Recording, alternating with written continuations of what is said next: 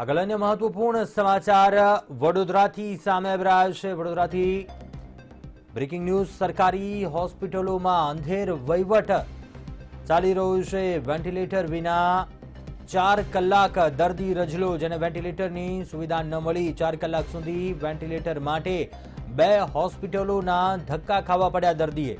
Ventilator માટે વડોદરાની સરકારી હોસ્પિટલોમાં રખડ્યા। એસએસજી અને ગોત્રી હોસ્પિટલનું અણધડ તંત્ર ફરી એકવાર કહી શકાય હોસ્પિટલોની લાપરવાહી, બેદરકારી કહી શકાય। ભરૂચના દર્દીને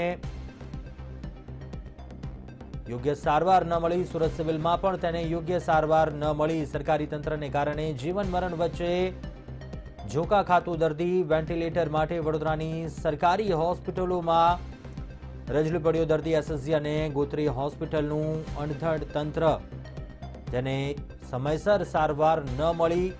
4 કલાક જેટલા સમય સુધી સારવાર ન મળી દર્દીને। વડોદરા જ્યાં વેન્ટિલેટર વિના 4 કલાક દર્દી રજલ્યો। 4 કલાક સુધી દર્દીને વેન્ટિલેટર માટે 2 હોસ્પિટલોના ધક્કા ખાવા પડ્યા। વડોદરાની સરકારી હોસ્પિટલોની આ એક મોટી લાપરવાહી કહી શકાય, અણધડ તંત્ર કહી શકાય। એસએસજી હોસ્પિટલ અને ગોત્રી હોસ્પિટલમાં જ્યાં દર્દીને યોગ્ય સમય પર વેન્ટિલેટર ન મળ્યું, 4 કલાક જેટલા સમય સુધી તેને વેન્ટિલેટરની સુવિધા ન મળી, તેને સારવાર ન મળી। 4 કલાક સુધી વેન્ટિલેટર માટે દર્દીએ 2 હોસ્પિટલોના ધક્કા ખાધા।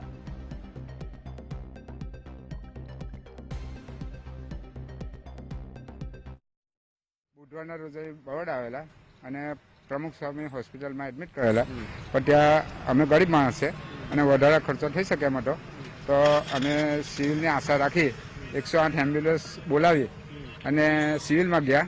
તો ત્યાં એસએસજી હોસ્પિટલમાં, અને તો ત્યાં અમને કલાકથી 1.5 કલાક ઊભા રાખી ને પછી જવાબ આપવામાં આવ્યો કે તમે ગોત્રી જતા રહો, ત્યાં તમને સગવડ થઈ જશે। જે અમને આ વેન્ટિલેટરની જરૂર છે અમારી પાસે નથી, તો પછી અમે ગોત્રી ગયા। એ જ 108માં સુવિધા હતી, એમને જે અવેલેબલ હતું એ સુવિધા એમને ચાલી હતી પેશન્ટને, એટલે અમે ત્યાં ગયા। તો ત્યાં બી અમને 1 કલાક એમ્બ્યુલન્સમાં જ રહેવા દીધા અને જેવા બધા બહાર તમાશો થયો। અને પછી એવું કહેવામાં આવ્યું કે અહીંયા જગ્યા નથી, તમે અહીંયા શું કામ લાવ્યા? તો અમે કીધું કે ભાઈ અમને સયાજીમાંથી મોકલ્યા છે, તો કે ચાલો અમે વાતચીત કરીએ છીએ, એમ તેમ બધી વાત કરી અને પછી એમ કીધું કે તમે સયાજીમાં જ જાઓ।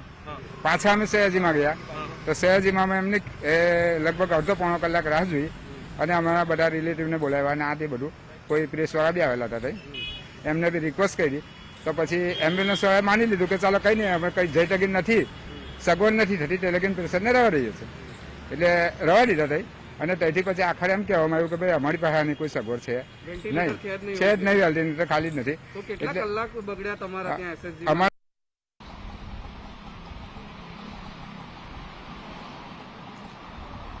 જો સરકારી હોસ્પિટલોમાં ચાલતા અંધેર વહીવટની આ કોઈ પહેલી વાત નથી અથવા પહેલો કિસ્સો નથી। અગાઉ પણ કિસ્સા બહાર આવી ચૂક્યા છે, પરંતુ સવાલ એ છે કે સરકારી હોસ્પિટલોના અંધેર વહીવટને કારણે દર્દીઓના જીવ જોખમમાં મુકાય છે। અને આવો જ કિસ્સો વધુ એક વખત વડોદરામાં પ્રકાશમાં આવ્યો છે। જોકે આ યુવાન દર્દી 28 વર્ષના, જેને એક્સિડન્ટ થયું હતું, જેને વેન્ટિલેટરની જરૂર હતી, ના છૂટકે સરકારી હોસ્પિટલોમાં વેન્ટિલેટર ન મળતા તેને ખાનગી હોસ્પિટલમાં એડમિટ કરવામાં આવ્યા છે અને અત્યારે ત્યાં એમને વેન્ટિલેટર આપવામાં આવી રહ્યું છે। તેમના સ્વજનો તેમને અહીંયા લઈને પહોંચ્યા છે, પરંતુ સવાલ એ છે કે સરકારી હોસ્પિટલોમાં કેમ વેન્ટિલેટર નથી અને આ પ્રકારનો અંધેર વહીવટ ક્યાં સુધી ચાલશે? જે દર્દીનો એક્સિડન્ટ થયો હતો, જેને વેન્ટિલેટરની જરૂર હતી, તેના સ્વજનો તેને સરકારી હોસ્પિટલમાં લઈને આવ્યા છે અને અહીંયા આપણી સાથે તેના સ્વજન ઉપસ્થિત છે, તેમની સાથે વાત કરીશું। અહીંયા આવશો કાસમભાઈ। કાસમભાઈ, શું થયું હતું તમારા જમાઈ સાથે એ કહેશો, અને ત્યારબાદ સરકારી હોસ્પિટલોમાં લઈ ગયા, ત્યાં શું કહેવામાં આવ્યું? મારા જમાઈનું એક્સિડન્ટ થયેલું હતું સુરત ઓલપાડ પાસે, ત્યાંથી એ લોકો સ્થાનિક માણસો સિવિલમાં ભરતી કર્યા પોલીસે હાથે, અને ત્યાં સગવડ ચાલુ હતી, તો ત્યાં હું પહોંચ્યો, તો મને ત્યાંની સિવિલ હોસ્પિટલમાં બી મારા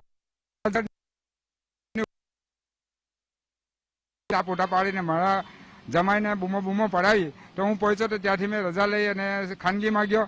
ત્યાં એટલે હું મારા ભરૂચ જિલ્લાનો છે, હું રહેવાસી, તો ભરૂચ જિલ્લામાં લાવ્યો અને ત્યાંના ડૉક્ટરે એમની 2-3 દિવસ સારવાર કર્યા બાદ મને જણાવ્યું કે તમે બરોડા શિફ્ટ થઈ જાઓ। તો બરોડા બી હું ખાનગી હોસ્પિટલમાં આવ્યો, કોઈ સ્વામી હોસ્પિટલ છે, તેમાં કીધું કે ઓપરેશનની જરૂર છે, આ છે તે છે, ડાયાલિસિસ કરવું પડશે, એવું બધું કહી ને મને 1.5 થી 2 લાખ રૂપિયાનો ખર્ચો તો થઈ ગયો. અને પછી જણાવવામાં આવ્યું કે ભાઈ તમારે 5 થી 7, 8, 10 લાખનો બી ખર્ચો થઈ શકે છે. એટલે મેં આ સરકારની આશા રાખી 108 બોલાવી અને ત્યાંથી સયાજી હોસ્પિટલમાં લઈને ગયો તો ત્યાં આગળ એમ કીધું કે ભાઈ આ દર્દીને અમારા પાસે વેન્ટિલેટરની જરૂર છે જ, અને વેન્ટિલેટર અમારી પાસે અવેલેબલ છે બી નહીં, બેડ બી નથી ખાલી. તો અમારે 1 કલાકથી 1.5 કલાકની સમય બગાડી, 2 કલાકનો સમય બગાડીને અમને ગોત્રી હોસ્પિટલમાં મોકલેલા કે જાઓ ત્યાં તમારી સગવડ અમે કરી દીધી છે. અમે ત્યાં ગયા તો ત્યાંના સ્થાનિકોએ કે ડોક્ટરે અમને એમ કીધું કે અમને કોઈ કીધું જ નથી ને અમારી પાસે બી આ સુવિધા નથી, વેન્ટિલેટર બી નથી અને બેડ બી ખાલી નથી. અમે એના કાર્યકર્તાઓને બોલાવ્યા, બધાએ મહામારીથી માથાજી કરી, મારા ગામના સરપંચ લાલા બાપુ જેવા એટલા મોટા માણસ આવ્યા, એમને બી આ લોકોએ ગોત્રીવાળાને સિવિલવાળાએ કોઈ રિસ્પોન્સ આપ્યો ના છૂટકે. અમારે 4 કલાક બગાડ્યા. પછી એક ખાનગી હોસ્પિટલ જે હરણી રોડ પર છે ત્યાં લઈ ગયા. ત્યાંના ડોક્ટરે એડમિટ તો કરી દીધા પણ એમનું ટ્રીટમેન્ટ એમનાથી થઈ શકે એમ નહોતું. તો પાછી અમે એમ્બ્યુલન્સ બોલાવીને આ બરોડા હાથમાં લાવેલા છે. અને આજે મારો જમાઈ મોત અને જિંદગીની વચ્ચે ઝોલા ખાઈ રહ્યો છે. એનો જવાબદાર સરકાર જ છે અને હોસ્પિટલ જ છે, ગોત્રી હોસ્પિટલ જ છે, રાજ્ય સરકાર બી છે ને કેન્દ્ર સરકાર. આના જવાબદાર બધા છે. જો આનાથી મને કંઈક ન્યાય મળશે, મારે હું કોઈની પાસે ન્યાય માંગવા માંગતો નથી, મારે ઉપરવાળા પાસે જ ન્યાય માંગવાનો છે. પણ મારા જેવું બીજા કોઈ ગરીબ સાથે ના થાય એના હેતુથી આ હું ટીવી લાઈ થઈને સરકારને જાણવા માંગુ છું. સરકારી હોસ્પિટલમાં જો વેન્ટિલેટર મળી ગયું હોત, સમયસર સારવાર મળી ગઈ હોત તો આ પરિસ્થિતિ ના થાત દર્દીની, એવું કેવું છે આપનું? હા, સરકારી હોસ્પિટલમાં જે મારા 4 કલાક બગાડ્યા એ જો મારા 4 કલાક ના બગાડ્યા હોત તો આજે મારે કોઈક એનું ટ્રીટમેન્ટ કરવાનો મારી પાસે ચાન્સ હોત. આજે મારી એટલી બધી ગંભીર પરિસ્થિતિ છે કે મારથી લાઈવ બોલી શકાય એમ જ નથી. અત્યારે શું દર્દીની પરિસ્થિતિ છે? દર્દીની પરિસ્થિતિ થોડી ગંભીર છે. અહીંયા ડોક્ટર સાથે મારી વાત ચાલી રહેલી છે.